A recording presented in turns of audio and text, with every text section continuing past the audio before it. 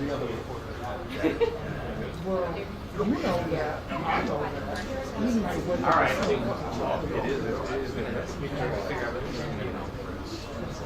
Yeah, my sister. So what else?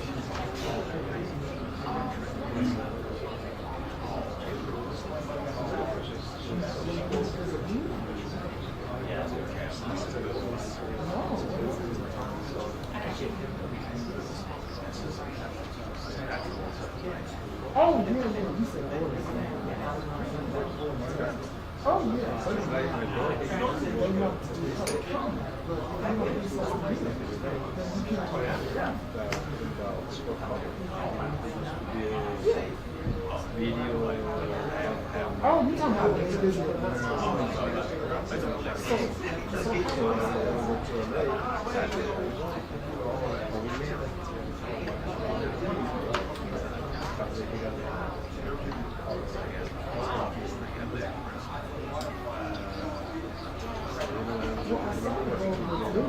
Taking pictures, but I mean, the clown over there too.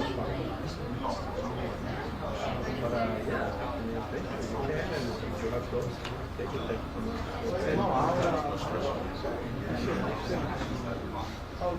Hey, good, yes. What's going on? Good to see you. You knew that. Oh,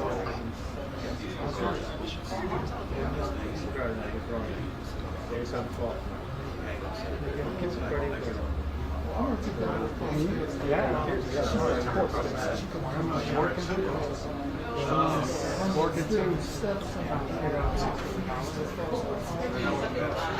Oh, grab it. You know, and it gets harder to hold it. You wanted to go a certain direction.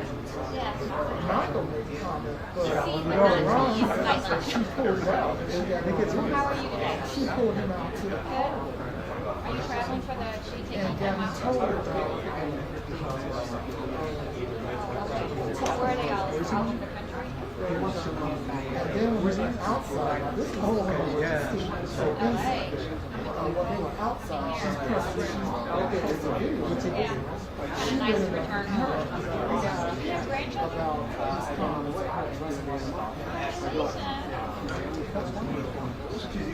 He didn't say it like that. He said she dressed up. I have one that's finished, just finished. That was not the place to Yeah. Which one of you all are the proud owner of this equipment that's sitting out there in the hall? who? You want me to own that? The other is still in the top part.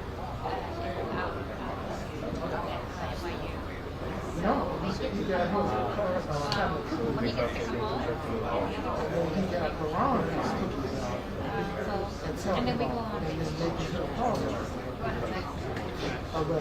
But she's saying that Stephanie said that Oh yeah, and I would have preferred to go to someplace else. We need to reset so that we get to whatever we want.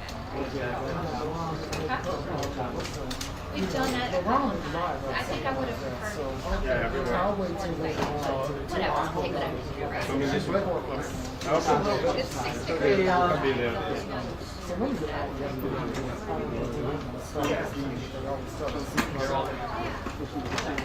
Yeah. Stop hearing too close around.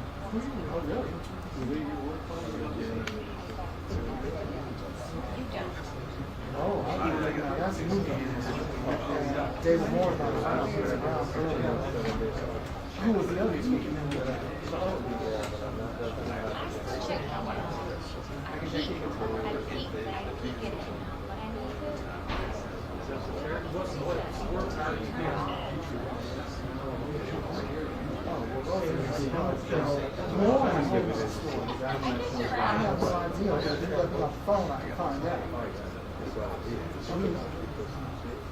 Yeah, how much do I have left?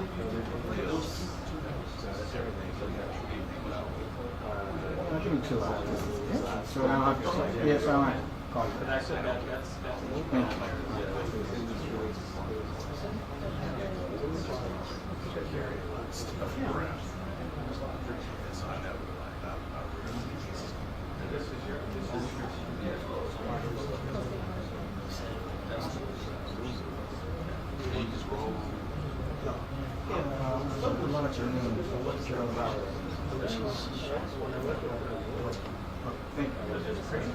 Mark Armstrong, BWB, White House, these white behind.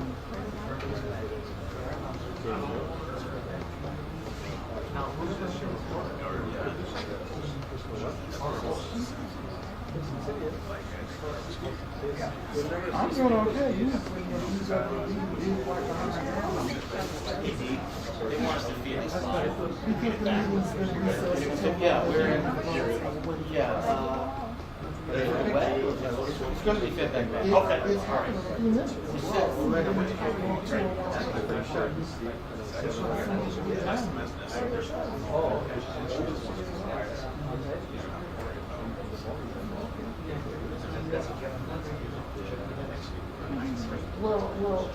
Well, I said, you know, we got a white behind.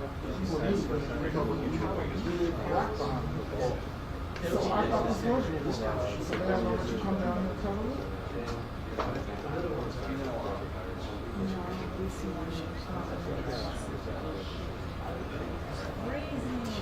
Well, just tell them. There's a press going on. They need to let you get down here. I know.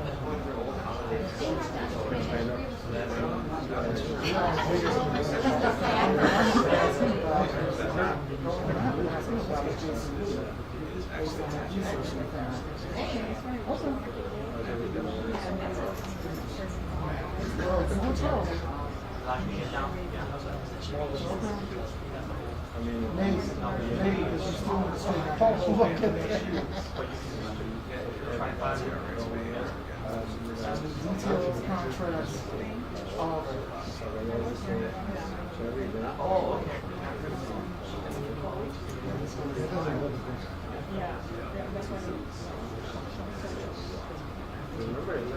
Then the drum was gone.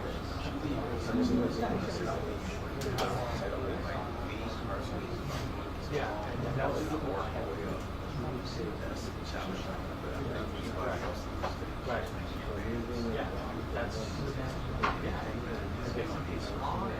very good.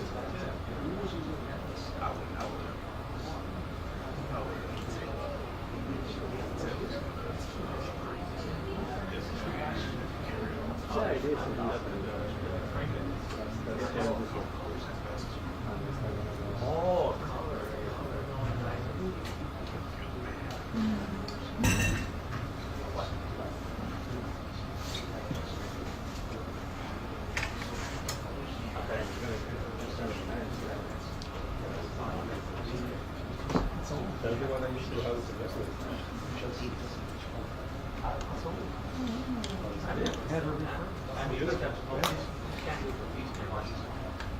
I'm just gonna Oh, grab go this ahead. chair.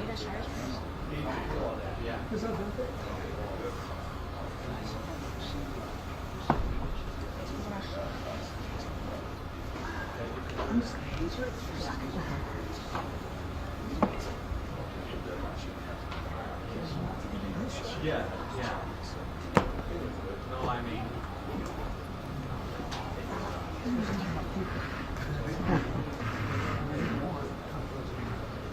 Move yourself second document.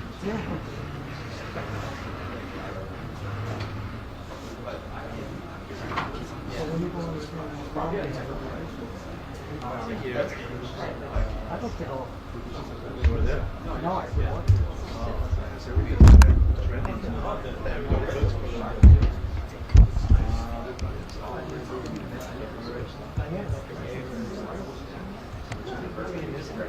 But it's got all the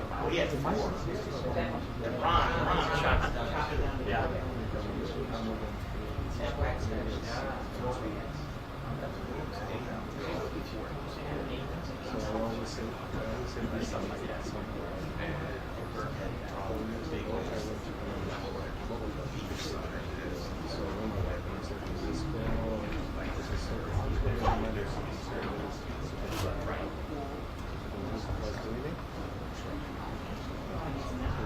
Car wash. They're like the next Yeah.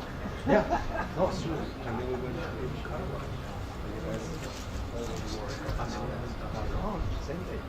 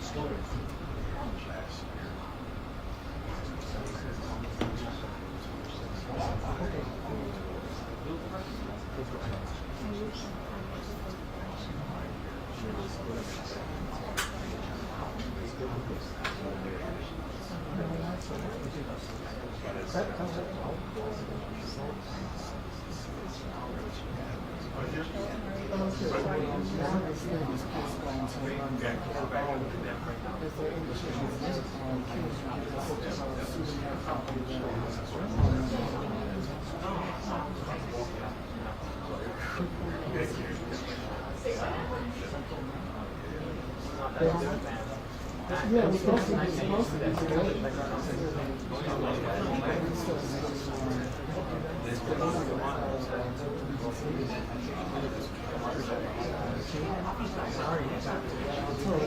Promises that he's on it.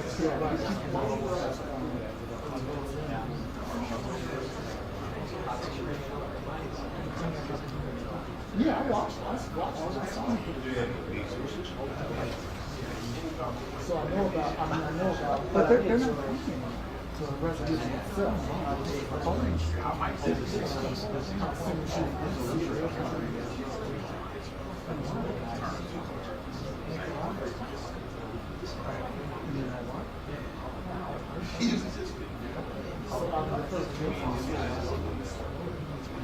Well, if I power down, then I'll stop it. And then I just have to start over.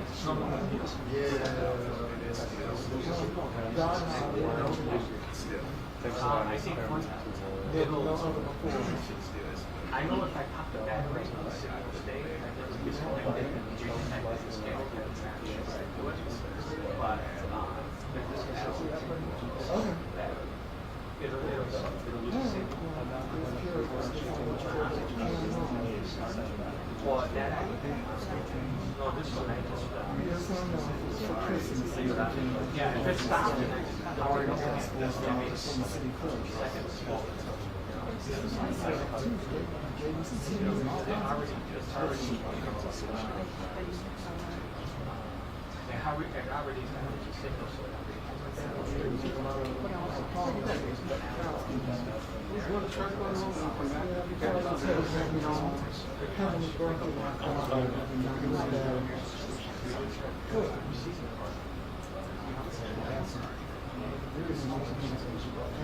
You better be out here with the business that has got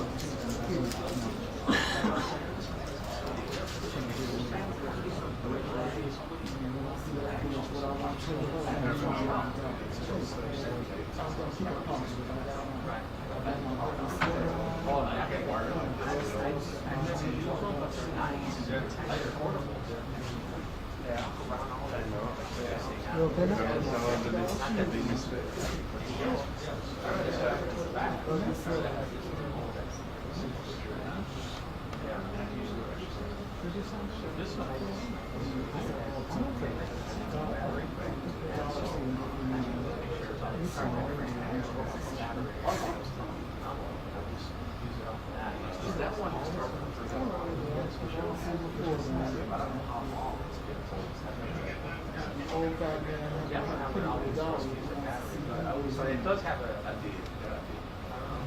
This one is you heard that song? it'll have that. Oh, you gotta put that on YouTube. So this is here girl, she wants a dog, but she get a I have 6 hours. go around and look around and everything. And then she ends up like, Well, yeah, I mean, I was pacing. The dog, if you want to see me, But, yeah, once I get it to 100%, you get 6 hours. So, Yeah, I have to say, I have to say the original one. That sounds familiar.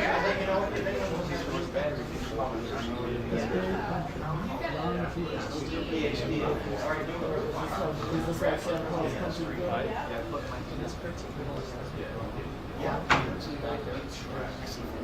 See, the blues and stuff I've heard is like Trim the Tree, and then there's and then there's the Boogie Woogie Song.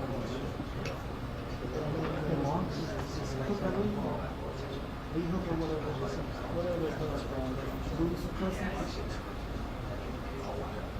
Oh, and then there's a 1969 one, Backdoor Santa. Backdoor Santa. Getting the picture, it's not people already. So basically, he delivers year round. 20%. Oh, okay, so I'm talking to you.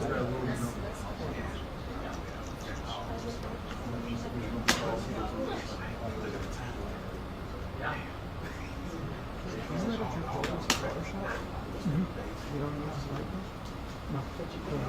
How come? It's just something I'm used to, so you gotta try this.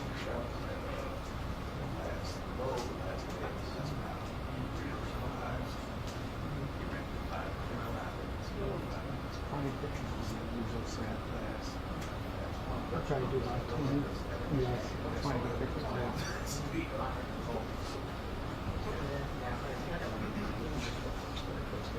Too much. Yeah, that would be too much.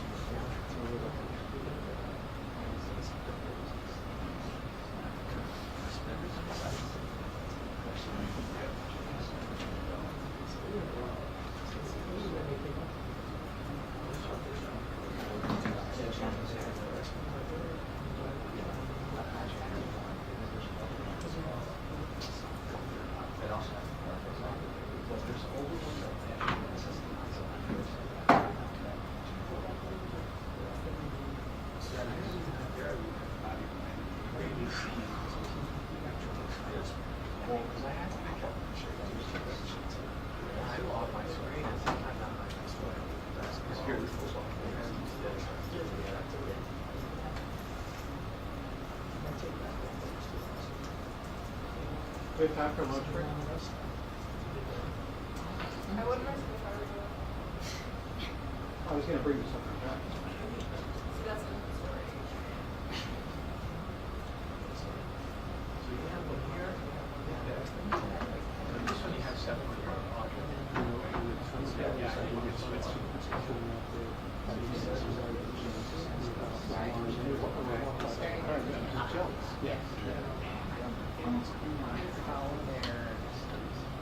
They just started that this summer. Yeah. Right. But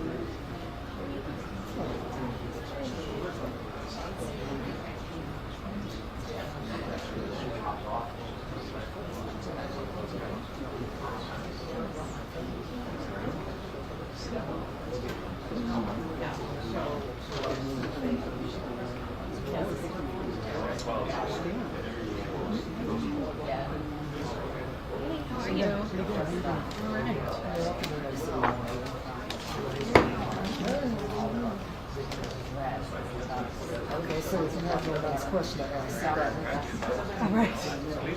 Well, we have to stand back and stand back and forth.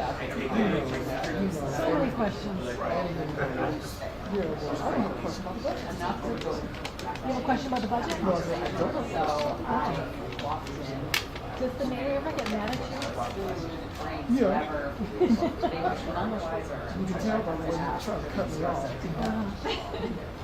and then they're like, right, it's an American. Because I know how to come back. thing about him. Leadership was like a Shaka Khan song. I like your portfolio. He started. For our You want to know what's he going to do for us when the chips are there? That's how for us rates.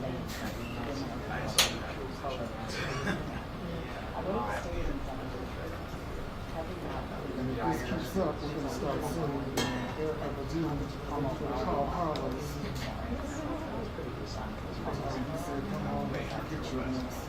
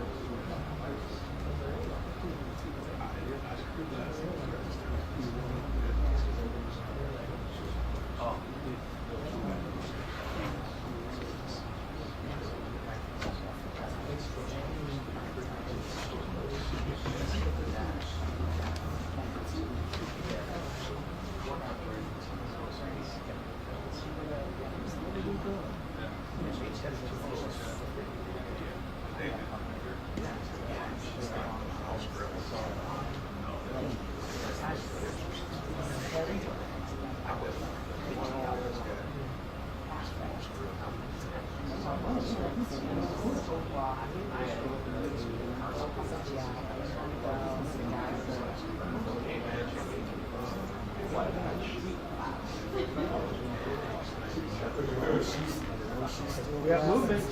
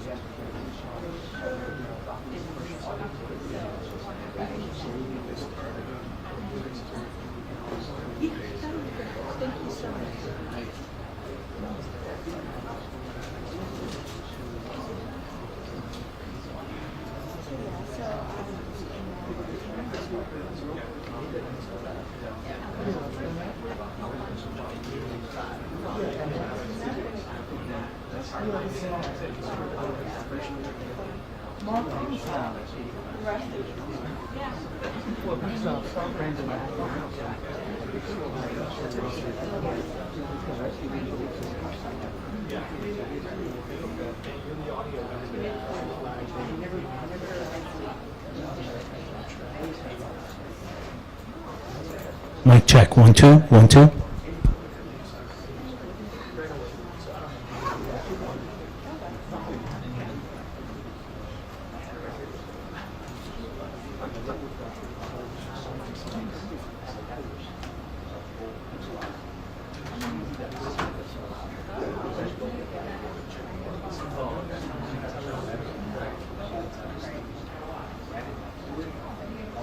But you gotta have that adapter though. I mean, people have that. You know what I mean? You wanna do it like this.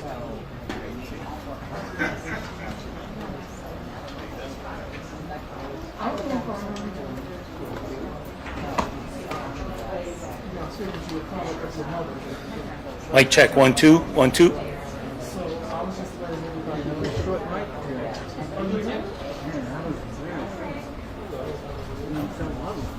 Oh, it didn't show up. Mic check, 1 2 1 2. Well, it didn't show up. What didn't show up on Mic. my color items. But I want to let you know that I kind of delivered that letter to Maria Hager about trying their biological racism as we're calling it. And I followed up with her. So she said, when they get this budget, I don't know when, they just recessed the meeting.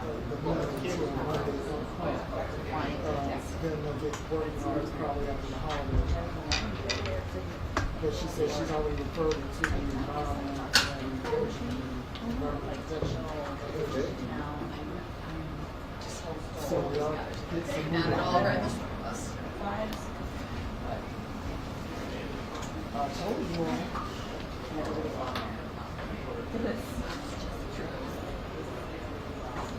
Yeah, I'm out here trying to be cute. I told you that.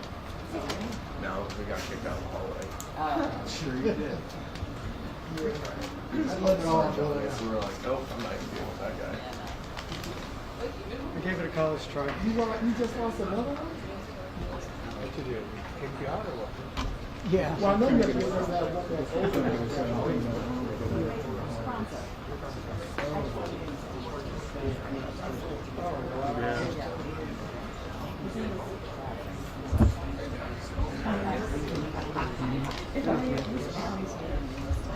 Downstairs today,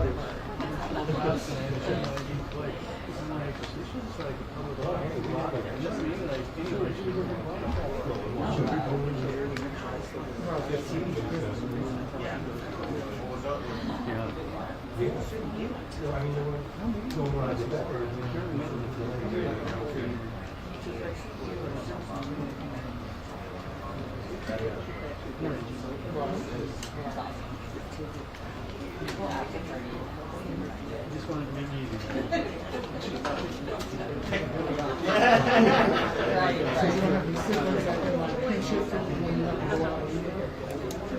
Oh, she gonna sit in the way?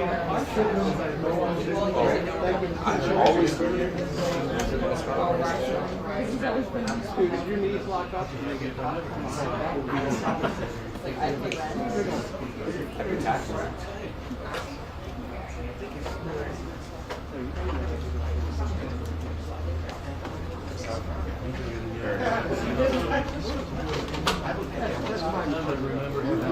That's where we're at.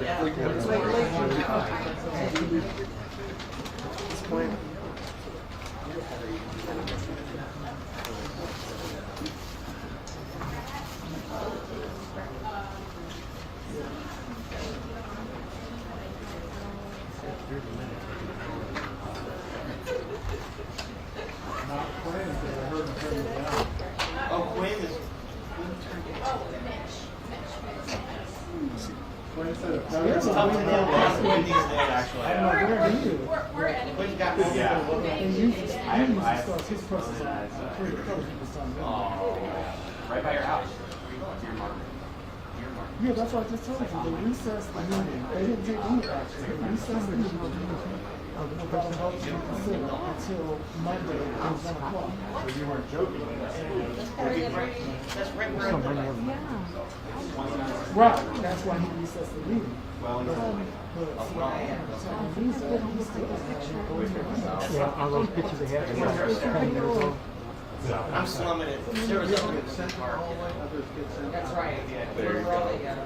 Well, let's put it this way. Inside the hallway, you were doing That's that stuff. confident that they can put together some kind of style on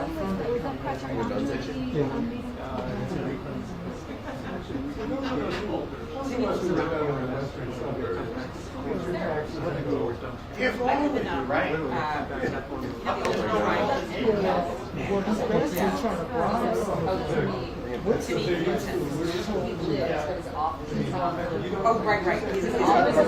Oh, yeah. Oh, right. He's actually home, which right around the corner. So I always see him on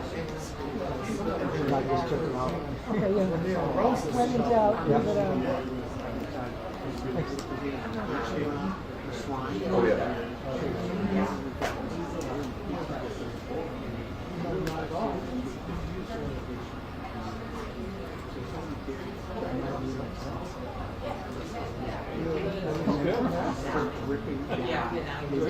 apparently the other ones on the phone. On Moses, if Ronnie, yeah. If Ronnie Moses was saying, he can get the car from somebody for additional car fuel. Oh my God. That'll teach you a lesson. That's how they punish the freshmen. You weren't allowed to lunch late when I was a freshman. And if you were caught up, you'd have to push the trash can in the lunchroom closed. And then it was like, I'm going to smart school.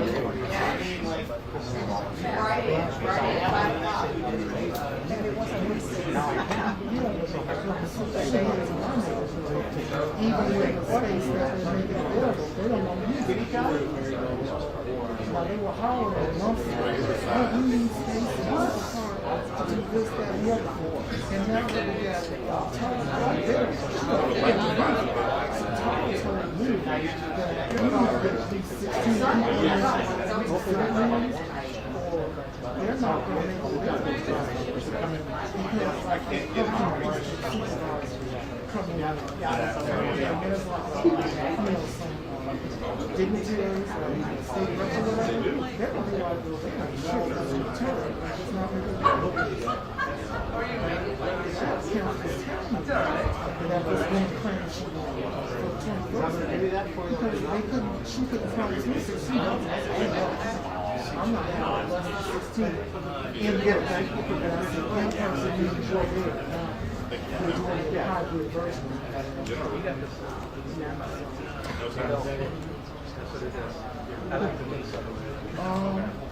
He's saying that they're going to make some more cuts. Oh yeah. Say, hey, see how we got. Not anymore, dude. So we're talking about cutting the trees. Yeah.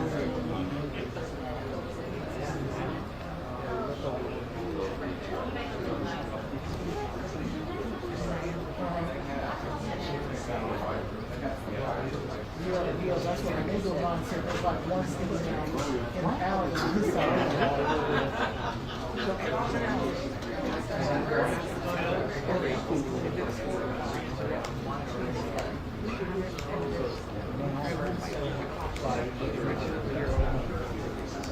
I got so sick of them going back and forth between the city and the park over those branches hanging over the Cooper Park. The alley, I just went at my father's old room and cut it myself.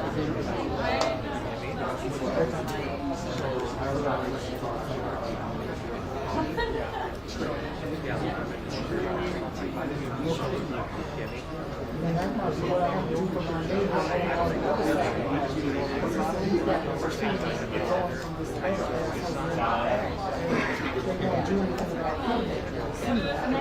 So I might just go do it myself. Or somebody watching. I'm not going to my father's old room shoes.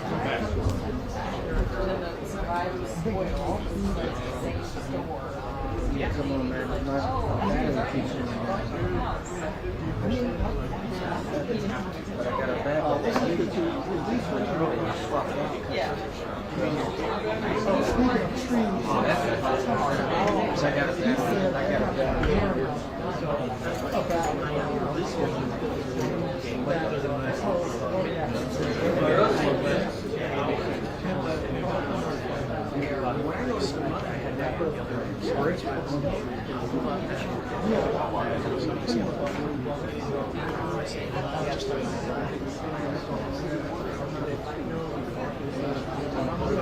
be very specific about this song because I just found out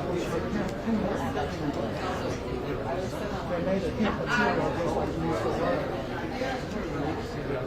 They got you clear about it.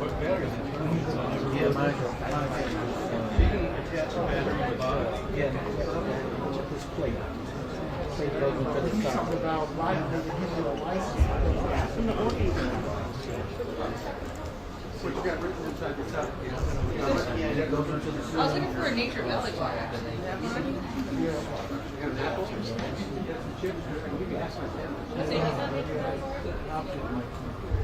Yeah, he don't care no more. He might need something to run, man. Pretty well. Saw him a couple weeks ago. He's doing good. Well, you owe me a roll call before Bill said we're trying to kill him. I think Cardona says that it's in limbo voting up or down.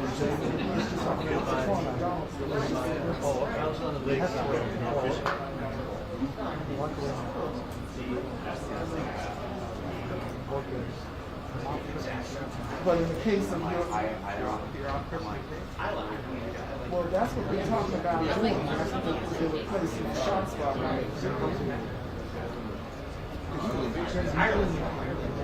Yeah, when the shot spot.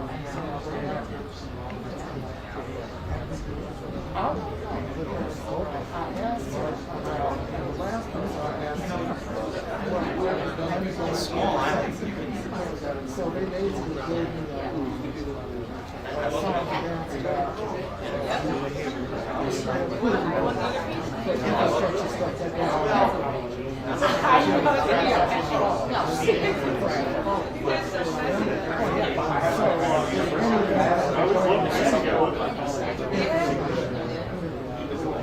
We're just sticking to the 5-year capture for whatever building.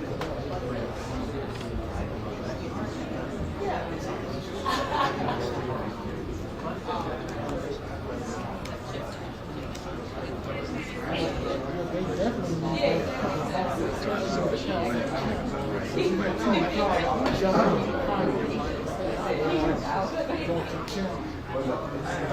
you know, it's just been back.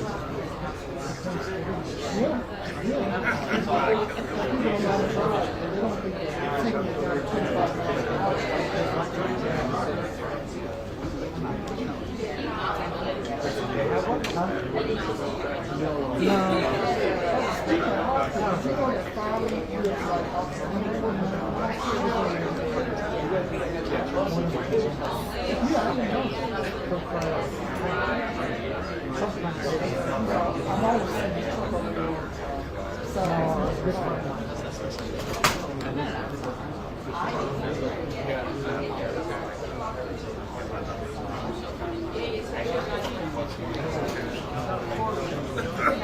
Oh, so he was on the other side of the dock.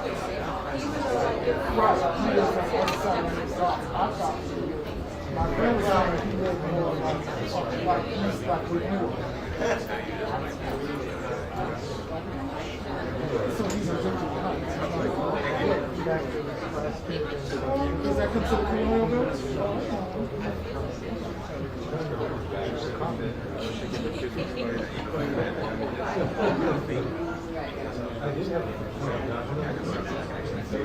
So where does Vicky come from? That's their party?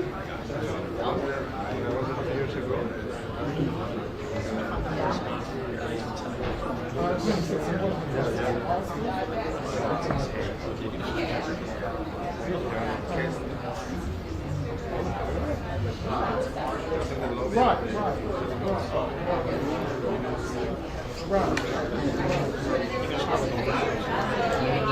They got all kinds of places. So that's still about 10 minutes. Yeah, probably.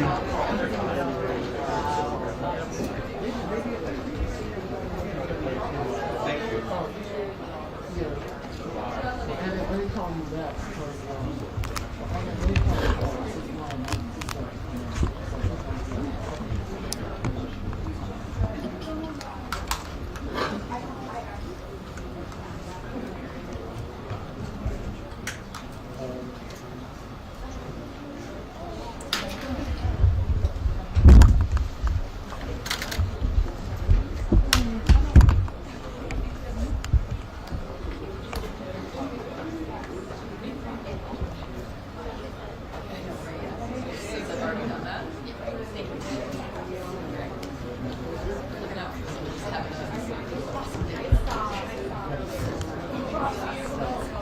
All these people are back in the country. Just like that. What do you think?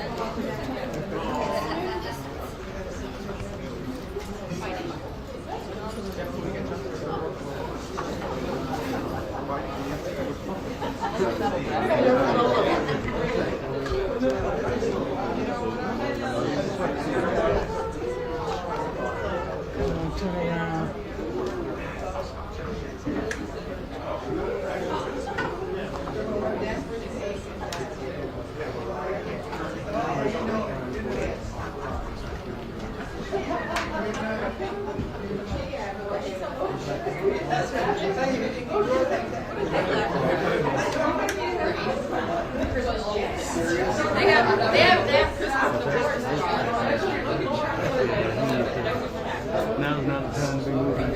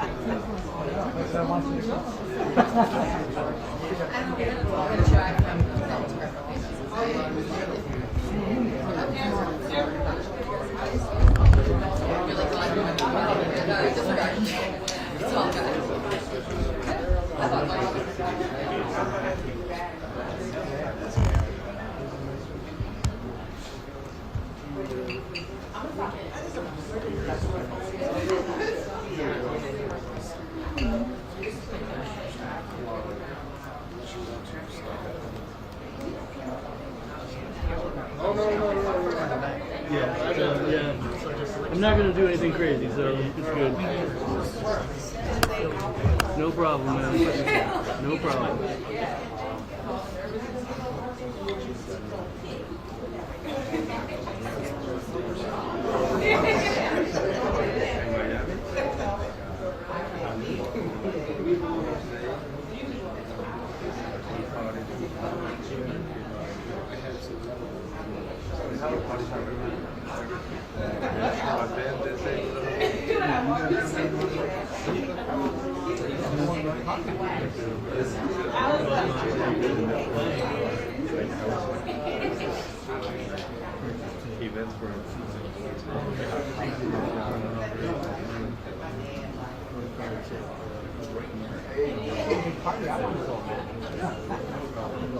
When's your party?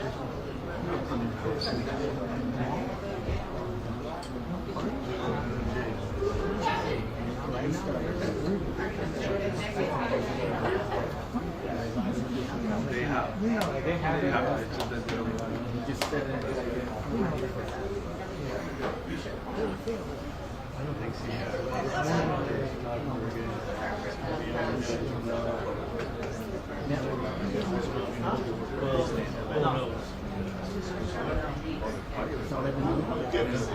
I don't think there ever is. It's CBS News Chicago. Freelancers still some markets, but I don't think that was staff. Holiday advertising. We never replaced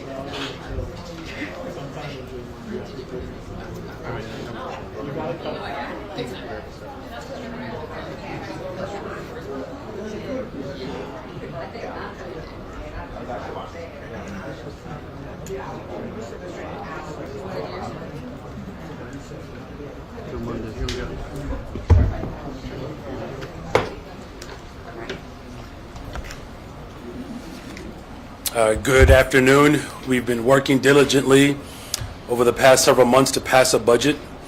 The reality is we're very close, but we're still not there yet. And that's why we recessed for today, ready to begin again on Monday. We're going to keep working, and we're going to keep collaborating with alders to pass a balanced budget before the end of the year. We have been in very fruitful conversations and making some good progress. We're not going to stop doing that.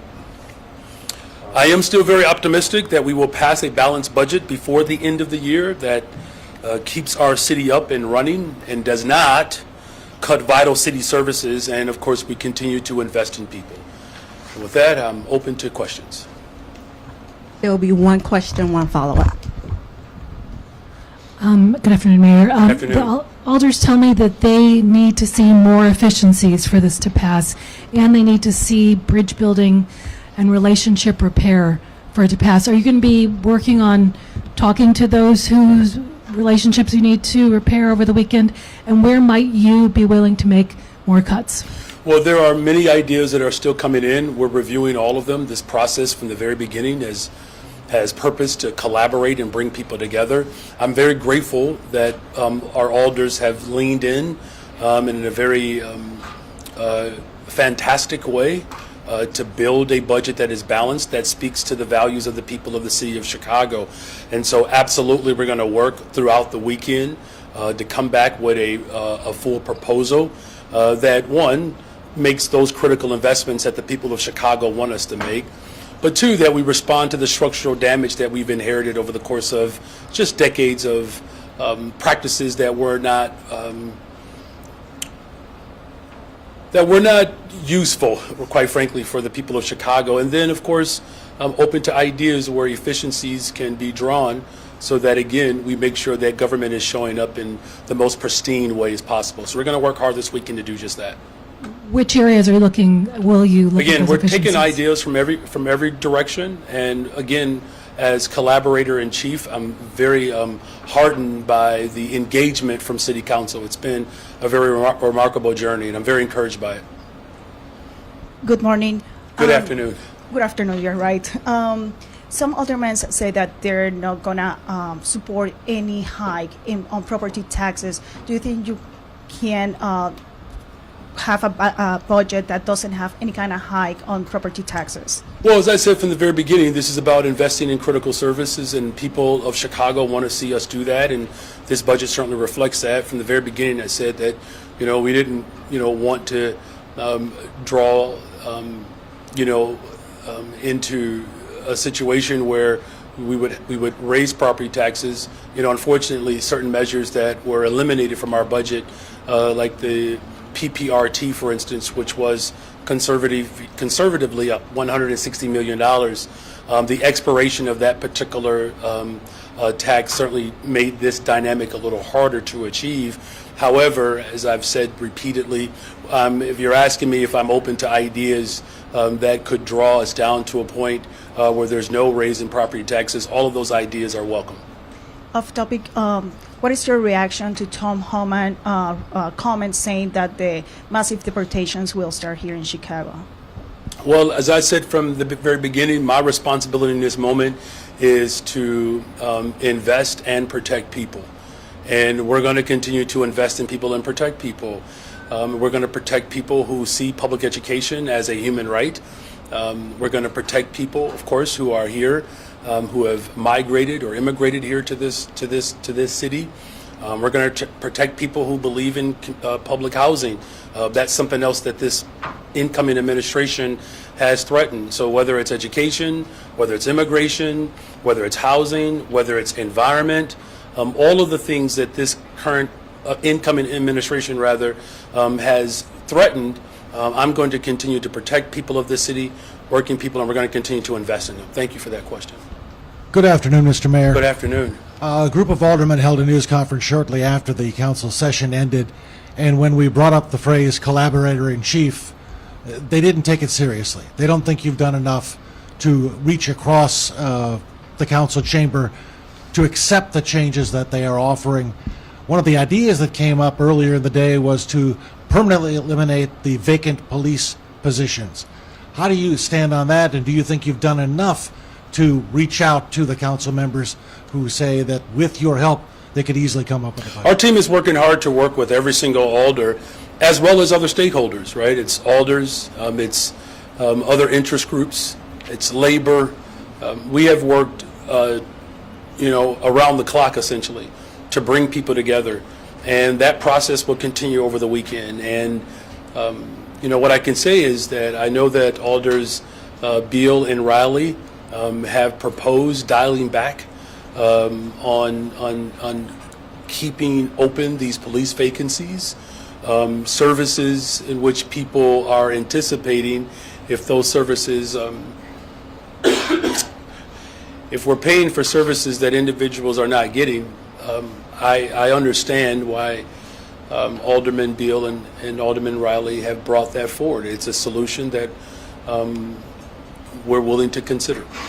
Would you sign off on a budget that does not include a $68 million property tax increase? Well, again, what I've said from the very beginning, that I'm committed to making sure that our budget reflects the values of the people of Chicago. I know the people of Chicago don't want to see cuts to services. And we're going to continue to work through the weekend and accept more ideas that come in throughout this process to ensure that a balanced budget is achieved that reflects the values of the people of Chicago. Hi, good afternoon, Mayor. Good afternoon. I'm sorry, there's just a bunch of stuff going on up here, y'all. They're okay. They're okay. I'm like, what in the world? All right, go ahead. It's all good. I didn't mean to embarrass you all. All right, go ahead. I'm sorry. No, you're fine. With Monday's meeting being recessed, realistically, with you all working, around the clock throughout the weekend, do you believe that this budget can actually be passed on Monday? Yeah, I mean, if you're asking me if it's going to be close, yes, it's going to be close, right? If that's what you're asking me. Look, I am confident in the alders who have really demonstrated just a remarkable interest and a tenacity, quite frankly, that the people of Chicago should be very proud of. And so that tenacity, along with the full force of my operation to continue to put forth a balanced budget that reflects the values of the people of Chicago, yes, I still remain very much optimistic. Good afternoon. Thank you for taking the questions. You're welcome. My question is about what contingency plans the city of Chicago has if the budget is not passed by December 31st. Is there something like the federal government has, like a continuing resolution or some other plan? So I'm going to turn it over to my budget director. Again, our goal is to ultimately pass a balanced budget that reflects the values of the people of Chicago. We are not Congress, so we don't mint money. If there is no budget by the end of the year, there's no appropriations for services to continue. Good afternoon, Annette Guzman, Budget Director. The mayor is absolutely right. We don't have continuing appropriation authority. We have a state statute that requires us to pass a budget by the end of this year, including if we are going to levy any property tax, whether it's the existing property tax that we have today, we have to have that in place by the end of this year, or we're not able to do things like pay our debt service, pay our pensions. Okay. And so we need to pass a budget by the end of this year. One follow-up question for the mayor. I'll let our CFO expound. The only item we have a continuing appropriation on is our bond debt service. That is the only item. And Mayor, my follow-up question is, would you be, if there was a need to be a tiebreaker, would you vote to be the tiebreaker if it was a 25-25 vote on the budget? Well, as you know, that I do obviously have that authority within the rules.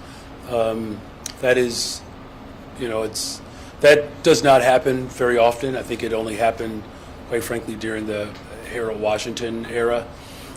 What I am encouraged by, though, in this moment is that there are a number of alders who understood the importance of our recess today, because they do recognize that this is an opportunity for us to build that much more confidence in city government, and we're going to work hard this weekend to continue to collaborate to make sure that we have as many votes as possible. The goal is not to get to just a balanced budget. I want as many people to be a part of this experience as possible. Thank you.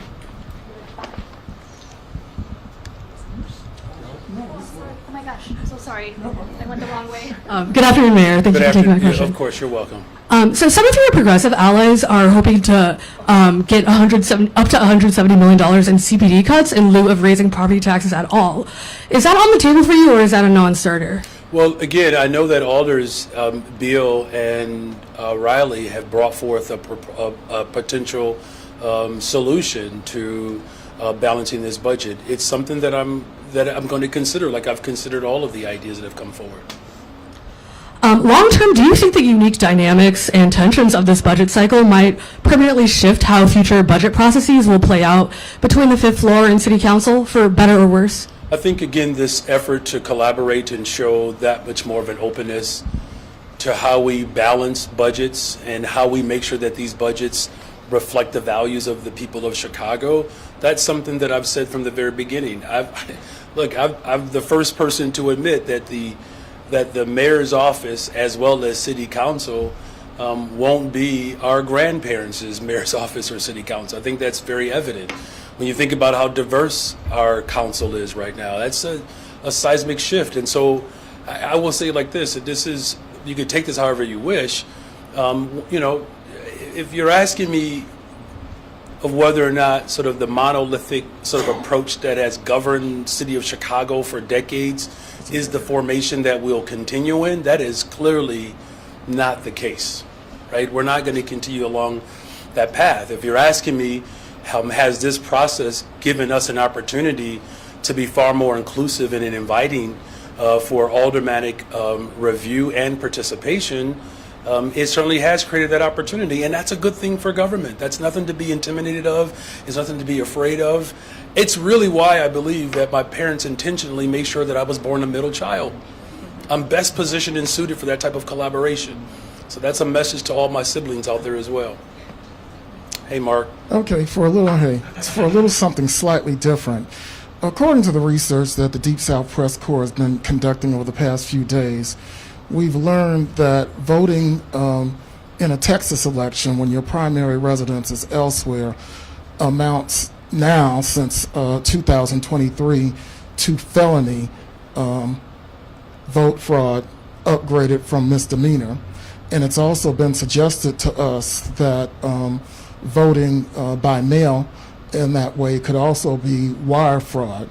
So what is your game plan, considering that, for your top aide if the election authorities or whoever in Texas and the federal authorities come after him under the Trump administration? Look, this is, a matter that is being looked into, right? And as that matter continues to unfold, conclusions that come from what is looked into, we'll get a chance to review those conclusions once they're made. In the meantime, I think that it's important to know that, we operate with, a clear understanding that our sole responsibility, continues and has to remain the people of Chicago, and that's what my focus is going to be on. So the follow-up question then is if it does go south for your top aide, would he be included in standing up to the Trump administration in that case? Just well, I'm not sure if there's a direct. I think them for the immigrants. Yeah, right. No, I don't think I understand the last part, but I think I get it in terms of how this matter ultimately plays out, and what decisions will be made either at the state level or federal level. Again, I'm not going to speculate. I just know that this matter is being looked into, and as conclusions are ultimately drawn, we'll be prepared to respond at that point. Hey, Mayor. Hey. The alders have said that they are hoping for efficiencies in this next budget as a way to balance it, and you've said repeatedly that you are against job cuts. Would you ever change your mind on that if that meant balancing this budget? Well, look,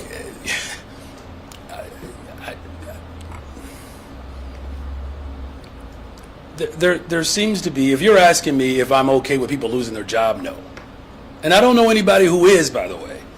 Now, there are, individuals that have brought, ideas to the forefront, and we're going to look at all of them, and, I am not interested in no way of, particularly in a season when you have an incoming administration that places a great deal of trepidation and pressure on our economy, and particularly our local economy. These are individuals that provide tree trimming services. These are individuals that, keep our streets safe, right? These are people who show up during emergencies. So, laying off, people of Chicago is not something that I am interested in at all. And as I've made a vow and a commitment to receive all incoming ideas, I will continue to do that. And then kind of piggybacking on our colleague talking about what happens January 1 if there is no budget passed, in layman's terms, for those who aren't thinking about bonds and pensions, can you explain what government looks like, those services would look like if there's no budget passed? Yeah, again, the goal is to pass a budget by the end of the year. I know all of our alders are committed to doing that. No one wants to put the people of Chicago in that position, and it's very simple. If we don't have a budget, there's no appropriations line for the services that people rely on. If we're not in a position to pay the workers who help make sure this city runs, those services go away. I mean, there's been some discussion among those alders, good afternoon, by the way, saying that some of the things that you've wanted to do, I think they said $50 million to expand some of the programs you already have, like the youth jobs. I think it was 28 and you wanted to go up to 30, whatever it was. They said, we just can't afford to do those expansions in the services. So is there a willingness on your part to maybe scale back the values when you can't afford and you don't have the money to do everything you'd like to do this year? Well, as I said, we're going to continue to bring people to the table to offer up ideas. And I can say this, a budget that ensures that our young people are investing in is something that's important to the people of Chicago. I don't think it's a coincidence that in the neighborhood that I live in, the Austin neighborhood, where crime has gone down, a lot of work to be done, I don't think it's a coincidence between 200, new detectives and youth jobs, where the number one neighborhood where young people receive jobs from were from the Austin community.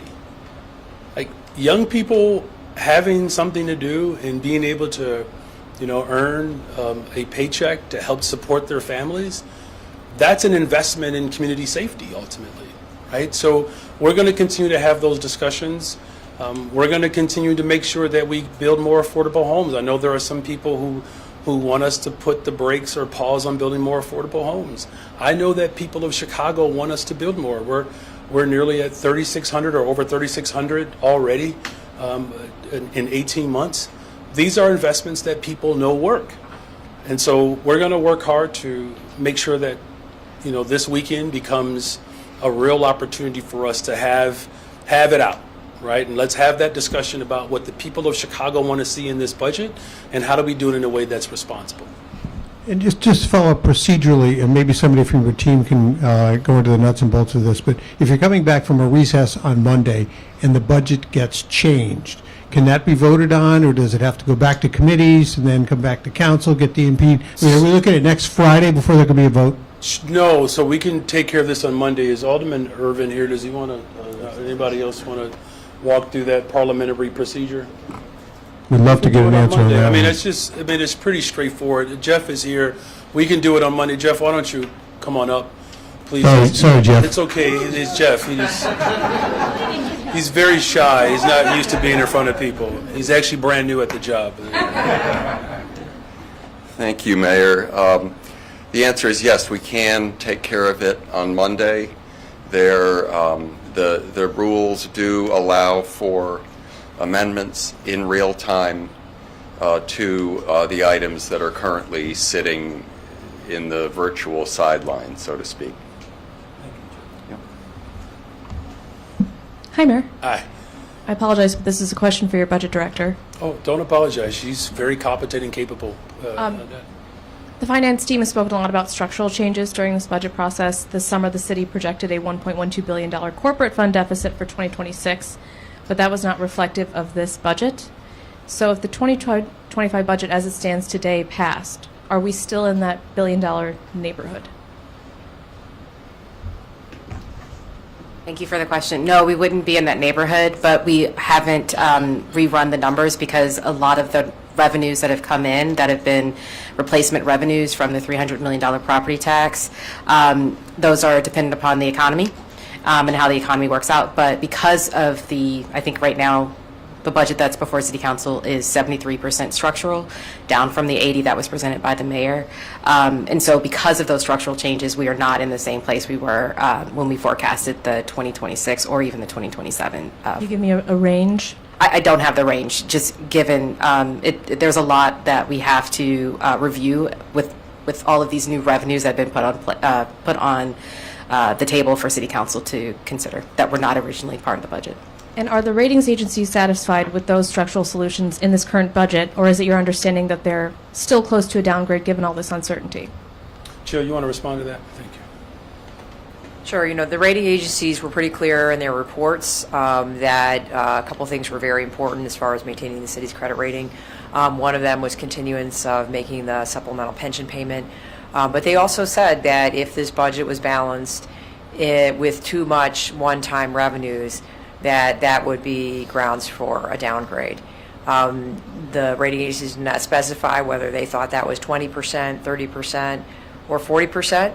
And so, we will find out when the budget passes whether the increased use of one-time sources is enough to give the city a downgrade. We certainly hope not, but we don't have a clear answer to that right now. They did not specify that to us. Hi, Mayor. The sidewalk plowing pilot program, will that be funded through a line item in this budget, or and if not, will it be cobbled together, that funding from other sources next year? Well, again, nothing has been finalized or determined in this budget. These ideas continue to come in, and we're going to explore these ideas throughout the weekend and make a determination how this budget is not just balanced, but what those investments ultimately entail. And just circling back to the so-called border czar who was here on Monday, what specifically could he do to circumvent some of the sanctuary laws here, and what can you do as mayor to stop that? Well, I mean, as far as his parameters, I mean, those are elements that I don't think are fully defined. I don't know if this is I don't really know what this position ultimately is. So, I'm not going to, try to prognosticate their authority. What I can say, though, is that we have a clear ordinance. This ordinance, which has been strengthened over time, but its origination is from Mayor Harold Washington, who understood that local law enforcement cooperating with ICE is not just simply about not cooperating. It's requiring local law enforcement to behave as federal agents. That is not how we engender confidence in policing in our communities. And furthermore, I just want to be very clear about this. The incoming administration's threat around immigration is dangerous and irresponsible, and this administration is threatening our economy. The proposal that he has on these tariffs, there are times when my budget director and I look at each other like, boy, when this budget process is over, we have to start having a conversation about the ramifications of tariffs that could have a tremendous detrimental impact on our local economy. That is a threat. President Trump wants to eliminate the Department of Education. That's a real threat to the people of this city. 87% of our public school system is made up of brown and black children. Working people who participate in public accommodations, that's what he's threatening. He doesn't believe in science, right? So his undermining of our efforts for environmental justice is a threat to our economy. It's a threat to our planet. And I guess all I'm simply saying, you all, is if there was just one threat coming from this administration, I could appreciate, this conversation around immigration, and, his view of the Department of Justice and what he believes the role of the DOJ is, of using the Department of Justice to go after political enemies. I'm just saying, I'm offering to the people of Chicago, I'm going to stand up and protect the people of this city against every threat from this administration. And I hope the rest of the people in this room in the city of Chicago takes his threat as seriously as I do. Undermining public accommodations, going after undocumented people, it's a threat to our civility and to our democracy. I think it's a waste of effort and power when we have an opportunity to create more job opportunities for people who are coming out of jails and prison. He could focus there. We just had some young boys who were football champions here, and they represent the South Side very well, the South Side Vikings. And these are young boys who are playing a sport to give them an opportunity to get a free education. That's what he could be fighting for. That's what we're fighting for in the city. It's why enrollment in our community colleges continues to go up. And the #1 registrant and enrollee are black young boys, black young men. So, I take his threat seriously, but I can tell you this one thing for sure. I am going to stand up and protect the people of this city, and we're going to invest in the people of this city, and we're not going to allow the incoming administration to continue to sow seeds of division. We're bringing people together, and our budget process is certainly emblematic of that. Thank you for that question. Hey, Mayor. Alderman Maria Haddon told us after the meeting that she believes it's not just about the property tax anymore or the dollars and cents of the budgets and negotiations, but it's about a lack of trust in the city council, a lack of trust in the city council and your commitments that have been made. To what extent does your leadership style, the leadership style of your staff, play a role in standing between, where we are now and a deal coming together next week? Well, it's going to take all of us.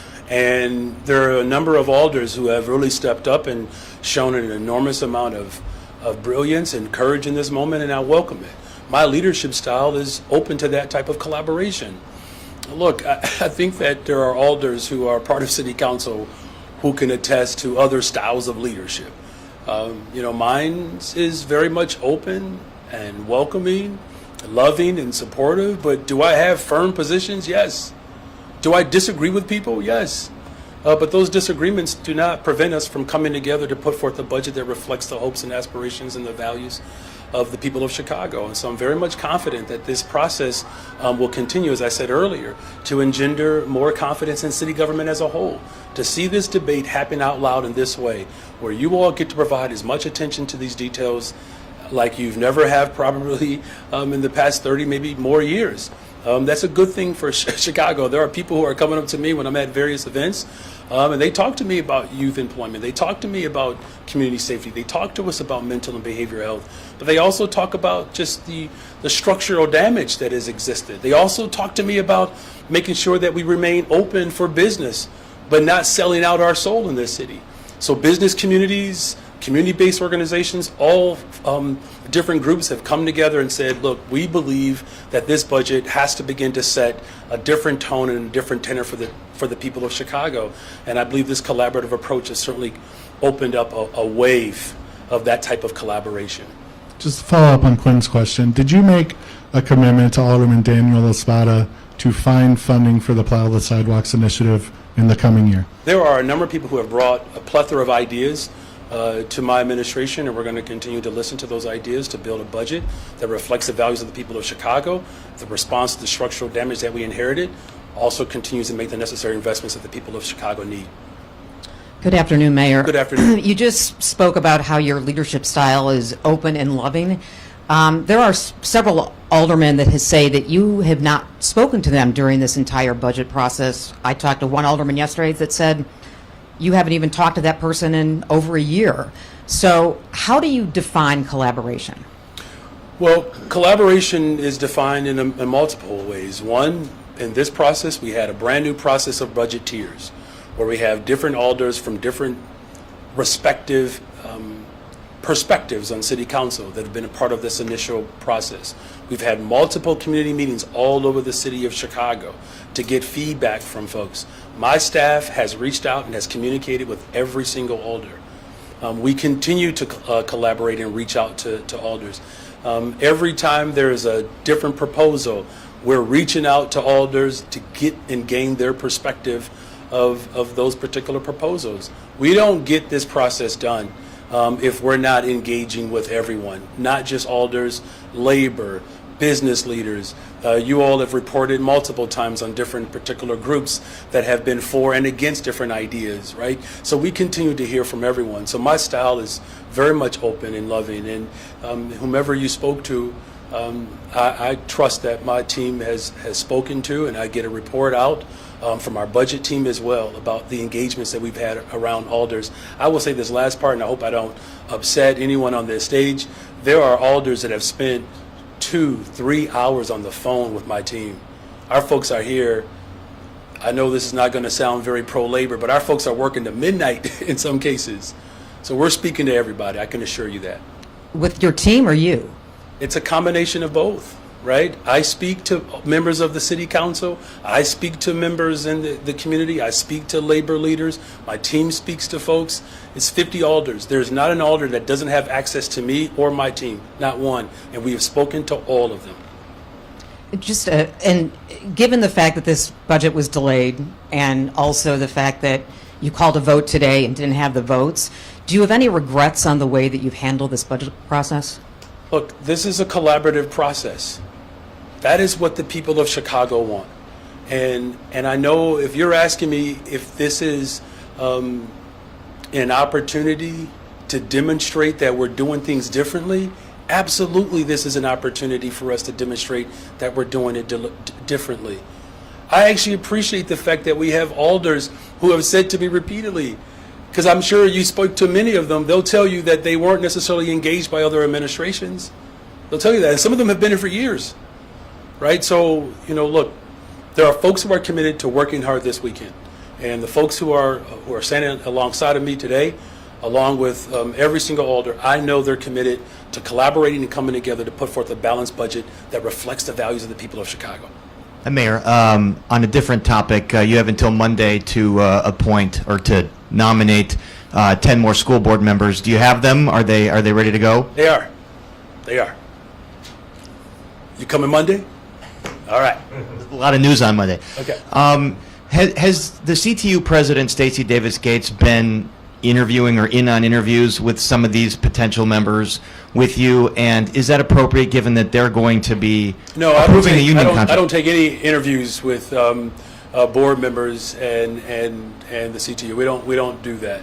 Now, look, there are people that the CTU and other folks, and not just the CTU, but there are alders that have also endorsed individuals, and they would like for them to be appointed as well. Trust me, there are state officials that want people to be appointed. We're going through a very deliberate process to make sure that the balance of the diversity of our city is met in this new, exciting opportunity for the people of Chicago, where we now have expansive democracy. But my decision to appoint members to the Board of Education are strictly tethered to my vision for our public schools. And my vision for public schools is that every single child in this city has an opportunity to go to a fully funded, well-resourced public neighborhood school. That's the goal. And that is the focus that everybody should have in this moment. You're saying the CTU president has not had any role in interviewing if the CTU talks to people, that's well within their rights. I'm saying that there are state reps, state senators, there are business leaders that have expressed support for various candidates. Let me just say this, there are more people who are interested in the Board of Education in the history of the Board of Education. And you've talked to them, right? You know there are business leaders that want people on the Board of Education. You know that, right? Because they actually funded them. You understand, right? And so there are a number of people who have a vested interest one way or the other in our public education system. Here's what I'm saying, though. If there's one thing that I want you to get out of this moment, is that I have a responsibility as someone who has benefited from public education, who's someone who has taught in our schools here in Chicago, someone who sends their children to the public schools in Chicago. I know exactly what parents are experiencing right now. There's a level of anxiety that parents have because the system has not been stabilized in a way that gives them confidence that their child will go to a fully resourced school within their neighborhood. This mayor, this parent, this fellow educator recognizes those hopes and dreams. This board will deliver on behalf of the people of Chicago, not any one special interest group. I have one assignment, and that is to ensure that every single child has access to a fully funded public education system that they can walk to. And that's what we're going to deliver on behalf of the people of this city. Hey, Mayor, how are you today? I'm doing wonderful. I wanted to ask a follow-up question about the public health and safety budget amendment, as well as the push from the organizing community for the pilot program. Do you see these opportunities as ways to close the city's budget, address the city's budget challenges? Well, thank you for that question. You know, do I see the pilot program as an important part of this discussion? Absolutely. As I've said, I'm open to all of the ideas that have come through. I've spoken to the advocates. I've spoken or communicated with our, institutions of which this pilot program relates to. I know that there are some other cities that have done this payment in lieu of taxes, particularly at a time of financial need. And as far as, amendments, we're going to continue to receive amendments and ideas from a plethora of amount of people, and all is being considered in this moment. Okay, and I have a follow-up. Alder Carlos Ramirez-Rosa said he's never seen such a concerted effort from the council to cut vital social programs and neighborhood services. Is there a division between progressive alders and conservative alders? Are progressive alders, shifting to become more conservative? That's a very fascinating question. If you're asking me if there are disagreements on city council, yes, there are disagreements. Are they disagreements that any different than any other time? It might be a little bit louder, but you also get that noise when the Cubs and the Sox play together. It's just the way Chicago is. We're going to be fine. Whether it's Alderman Ramirez Rosa or even the fact that Alders Bill and Riley are calling for the closures of police vacancies. I don't even have to look to my left to find out if that's something, and we don't negotiate in public, but I am pretty certain that Alders Bill and Riley's idea to close police vacancies, I'm pretty sure that they would have a supportive voice in Carlos Ramirez Rosa. But we don't negotiate publicly. Hi, Mayor. Hi. If the city can't reach a budget deal by December 31st, that potentially means that 30,000 city workers wouldn't know where their next paycheck was coming from and could have trouble paying their rent and their mortgage. I imagine that makes for a pretty tough holiday season for those employees. Whose fault is it that they are now facing that? And what would you say to them as they grapple with those worries? Look, I'm going to continue to work with City Council. We're working together to pass a budget by the end of this year. I am convinced that every single alder wants that to happen. I'm convinced of that. And again, I can't, state enough, how impressive as well as relatable the City Council has been in this moment. There is a real commitment to respond to the structural damage, as Jill Jarowski just indicated. We've received, credit upgrades primarily because we've demonstrated that we're going to be responsible with our budget and we're going to, respond to our obligations. As far as the workers of this city, I am so grateful that the people of Chicago have such a skilled labor force, and that level of anxiety, I do know it's real. Look, we all have a shared responsibility in this moment. I have a responsibility. City Council has a responsibility. Nobody in city government wants to see thousands of workers without a paycheck and millions of residents without city services. So we're going to work hard this weekend. And I'm giving the people of Chicago my word that I'm going to do everything in my power to ensure that this budget reflects the values of this city. This week, the federal judge overseeing the consent decree case said that she found the pace of reforms unsatisfying. That's the first time she's criticized the city in public.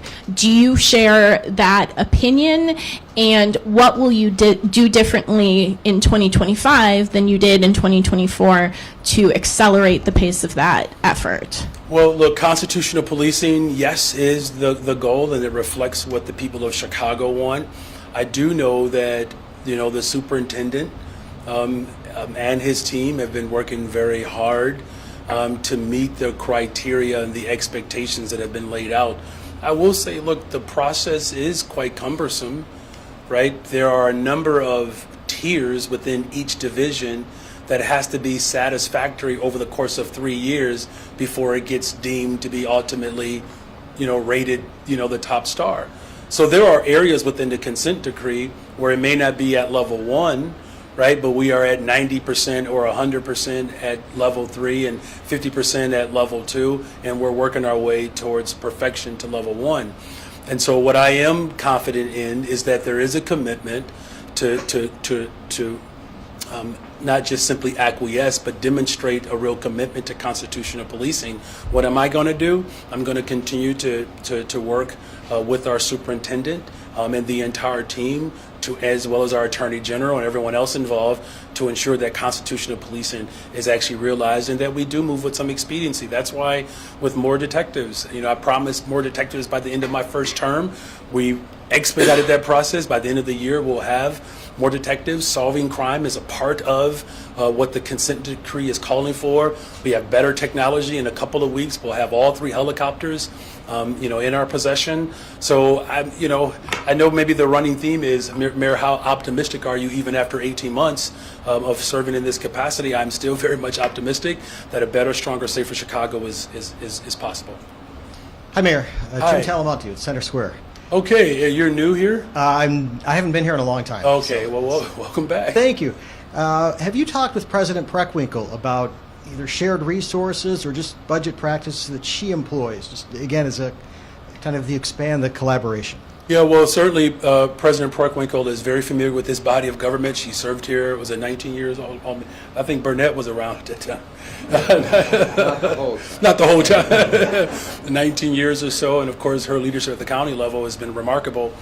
Interesting too, though, no. So we speak on a bi-weekly basis about a number of things, but if you go back and look at some of her initial budgets, she certainly can attest to how arduous this process can be, especially when you're transforming a body of government. And you saw that play out in the forest preserves. You saw that play out in our county health system. You saw that play out in our morgue. I mean, I think there are some, if you've been around for a while, at one point the morgue was a very, no pun intended, but it was a very scary space, quite frankly. So I certainly have, seen her leadership over time as an example, and we talk about a number of ideas that have been very beneficial and useful for me. This collaborative approach, not just with President Preckwinkle, but having budgeteers. Our chief of staff brought that mechanism from how state government engages in the budget process. So we are certainly utilizing a multiplicity of ideas from different levels of government. And at the federal level, Well, I don't know if you want to talk about ideas at the federal government budget, because that's a real bad example. But I think I know where you're going, but go ahead. Would you be willing to potentially collaborate with this new Department of Government Efficiency when it becomes, when it kicks in with the new administration? Look, I mean, it's going to be necessary that every single level of government show up for working people. Like, people are very much concerned. I think Heather just asked this question around like layoffs, or somebody asked this question around layoffs and whether or not we'd be able to live with those. Finding ways in which government could be sharper and more efficient so that it delivers quicker and in a better way. We have to just keep in mind that it's people who ultimately do that. And that people serving in government, whether you're an alder, whether you are a train operator or work in streets and sanitation, these are people who live and love and adore this city. And so I absolutely believe that collaborating at every single level of government to make sure that people can afford their groceries, people can afford rent, that they have good paying jobs, access to good schools, that we have an environment that, doesn't further exacerbate, the health gap that exists between, spots in Inglewood versus spots in neighborhoods in Inglewood, or neighborhoods on the south side, rather, neighborhoods that are closer to downtown. So we're going to continue to collaborate with everyone who wishes to collaborate with us. Good afternoon, Mayor. Good afternoon. I want to follow up on the more dashing Craig's earlier question about the expanded programs. Are you holding firm on the expansions of the programs dealing with youth jobs and affordable housing versus holding the line on them in this tough budget time? Yeah, look, I'll say it like this. There are a number of us who are holding strong. I'll say it like that. I mean, I'm really excited about, the investments that we have made. This came up earlier about, what we're willing to do to demonstrate something differently. And I was sharing this with some of the alders. There are a number of things I can honestly say that when I was running for mayor, I was very hopeful that what I believed we could do, we could actually do it. And I found a number of those areas that I have challenged other administrations to do, and they didn't do it because somehow it was told that we couldn't. One of which is the TIF surplus. Right? We're over $500 million. Is that right, Jill? A net $500 million, 300 to CPS. This came up with your question, sir. The number of TIF dollars that we are surplusing back to county government, to our community colleges, right? And I'm only lifting that up because when it comes to our community colleges in particular, as I said, the number one subgroup of registrants are black young men. And creating opportunities for employment. If we're encouraging these young people to go to school, we have to have something on the other end of that degree. So yes, we're holding firm on job opportunities because we know the best way to deliver a better, stronger, safer Chicago is when people have W-2s. There's no secret to that, and that's every single neighborhood.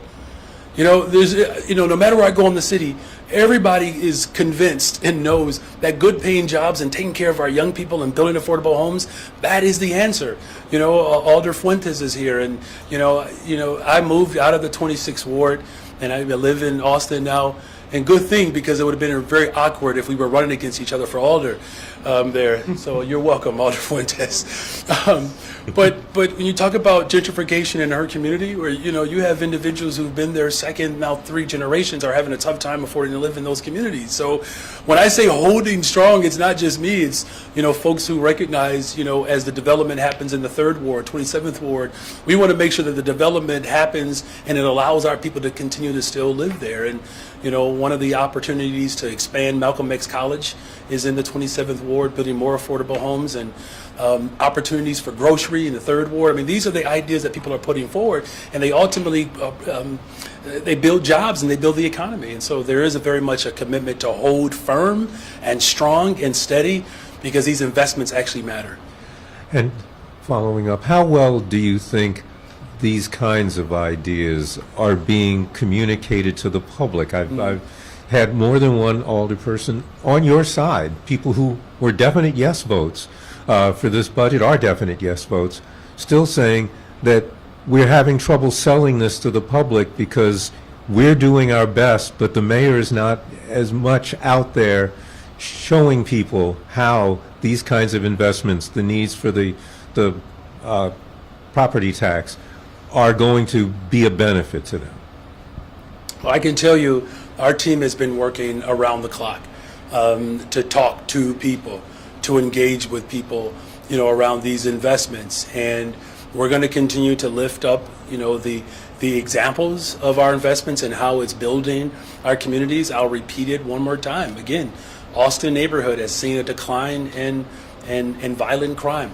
And it is the neighborhood where most of the young people who receive summer jobs, we had the largest percentage of Austinites with summer jobs. So there is a connection there, and more people will begin to see and experience that. Look, I'll just say this. For the people of Chicago, I know there's a lot of noise out there. There are people who are yelling back and forth about things that perhaps, in the past we never talked about.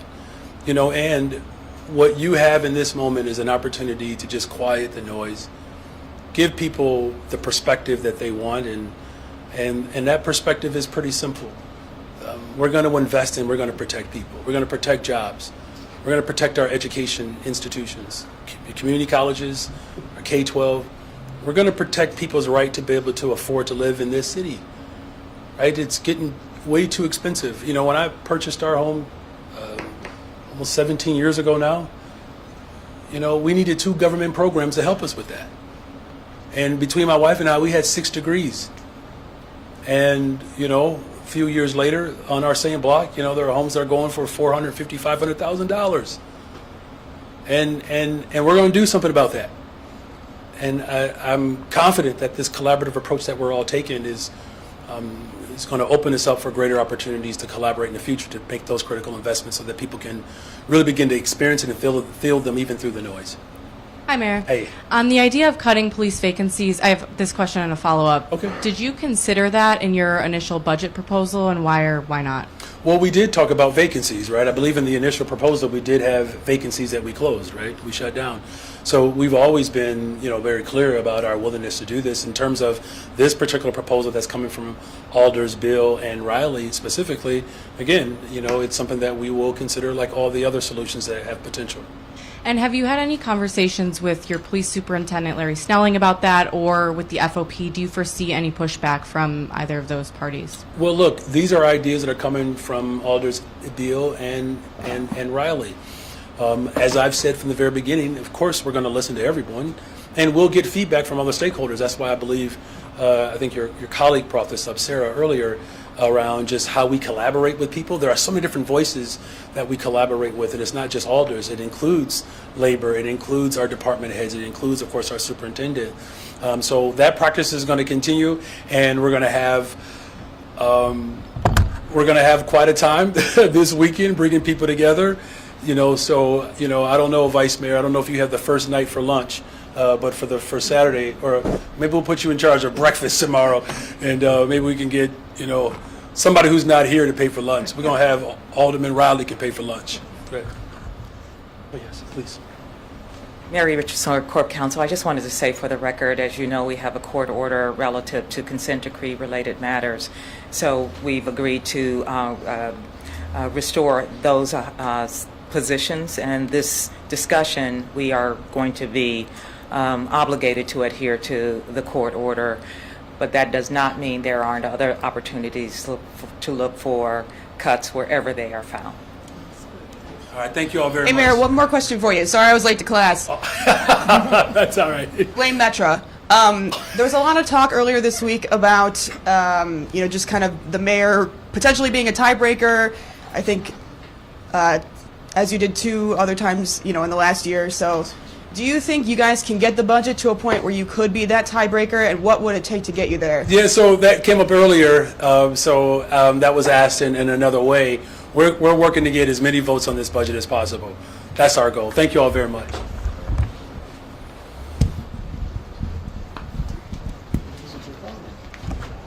I didn't, but whatever.